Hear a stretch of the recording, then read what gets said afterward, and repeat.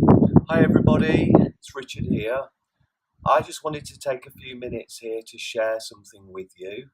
I wanted to talk about loss, specifically with horses today. I'm sitting in front of one of my horses' stables. This is Willow's stable, and this is Willow's head collar. And Willow clearly isn't here because today Willow was put to sleep. Willow had a lot of problems, and I tried to work through those with her. From an holistic point of view, I looked at everything. We looked at everything, and we just couldn't have done enough for her to find a way forward. But in the end, she was in so much pain that the decision was made by myself and the vets that this was the right thing to do today. Now, I'm not going to go into any detail with that one, but loss is very difficult for all of us, and I'm really feeling it today, and I'm sure lots of you have all encountered this kind of loss with their animals.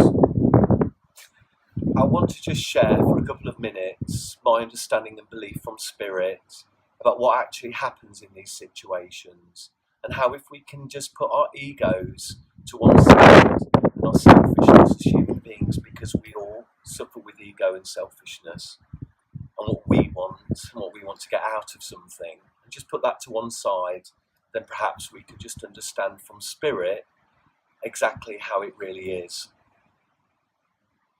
My horse was in a lot of pain, and it was the right thing to do. Because I'm fortunate enough to be able to communicate with horses, I was fortunate enough to communicate with Willow in her final days as to what was really going on for her.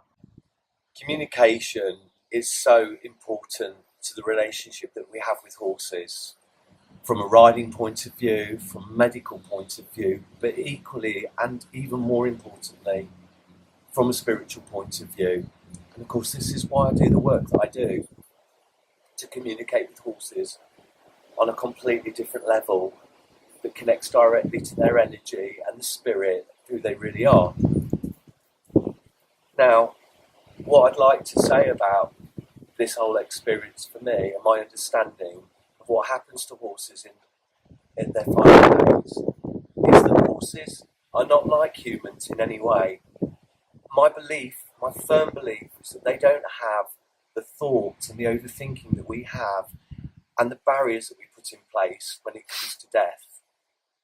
I've spoken to lots of people about horses and cattle and animals when they pass over, and they just have this immense sense of final moments. And I firmly believe spirits talk to me about this, that actually for them it's just passing to the other side.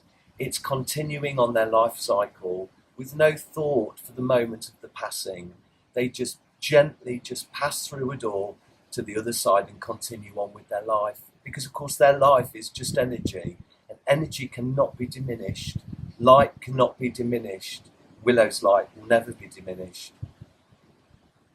I think if we can all just get into some form of understanding that when death happens for our animals, that it isn't how we see it. It really isn't how we see it. And for them, they're happy to move forward to the next phase of their life with their energy.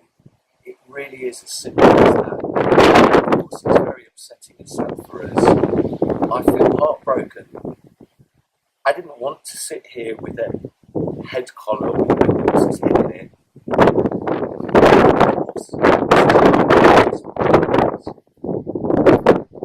Now, I would like to finish by saying to you, sharing with you something that Willow wanted to share with me.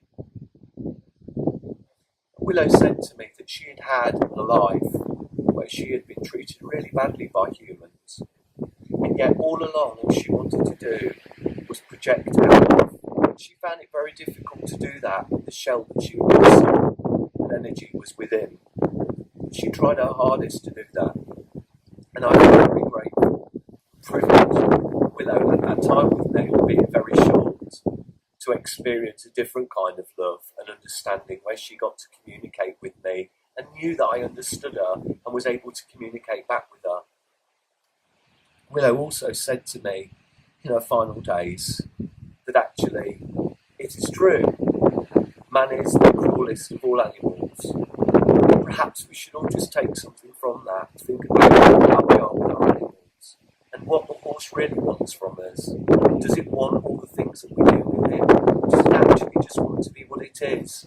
A horse, a spiritual, natural animal that just wants to have its life the way it wants to have it.